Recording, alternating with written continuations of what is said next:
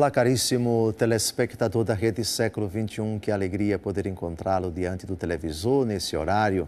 Programa sobre a responsabilidade do Ordinariado Militar do Brasil na Rede Século XXI, que dá continuidade à nossa longa catequese sobre o bem comum, já iniciada e desenvolvida nos 3 últimos programas. Obrigado mais uma vez pela sua audiência. Depois de termos nos 2 primeiros programas dessa série sobre o bem comum, definido o que é o bem comum, tratamos no programa anterior da primeira exigência para que se alcance o bem comum. O bem comum supõe o respeito à pessoa enquanto tal. A sociedade é formada de pessoas e cada uma tem os seus direitos pelo simples fato de serem seres humanos, criados à imagem e semelhança de Deus. Compete às autoridades respeitar os direitos fundamentais de cada pessoa tomada individualmente.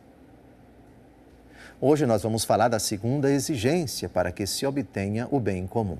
Dessa exigência trata o parágrafo 1908 do Catecismo da Igreja Católica. Vejamos a segunda exigência para que se alcance o bem comum. Em segundo lugar, o bem comum exige o bem-estar social e o desenvolvimento da própria sociedade. O desenvolvimento é o resumo de todos os deveres sociais.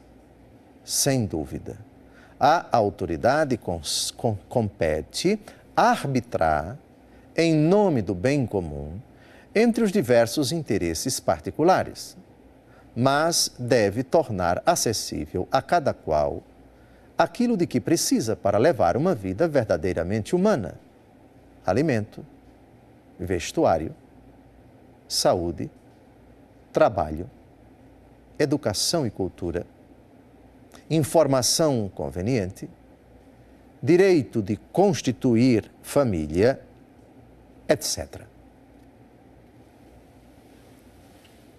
Progresso e desenvolvimento. Supondo os direitos de cada pessoa, que não podem ser violados, a autoridade para alcançar o bem comum há de incrementar todos os elementos visando ao desenvolvimento. Curioso que a Igreja aqui define o desenvolvimento como o resumo de todos os deveres sociais. Cada pessoa precisa ter acesso a todos aqueles elementos tutelados, colocados sob a responsabilidade das autoridades para atingir a perfeição. O cidadão não pode atingir a perfeição se ele não tem esses elementos. Alguns deles foram citados aqui: vestuário, saúde, trabalho, educação e cultura, informação conveniente, direito de constituir família, entre outros. O que é uma sociedade desenvolvida? Não é necessariamente aquela que tem as maiores técnicas de informática, o melhor exército ou o melhor sistema de transporte. Esses elementos são, de certa forma, incidentais e até acidentais.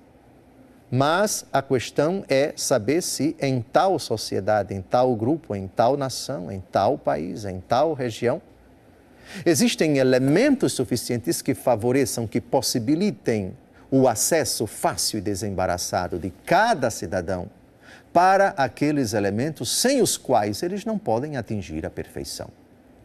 Aqui está o conceito cristão de sociedade desenvolvida. Ali onde as condições para que o ser humano atinja a perfeição enquanto pessoa humana são garantidos, são tutelados. Amém.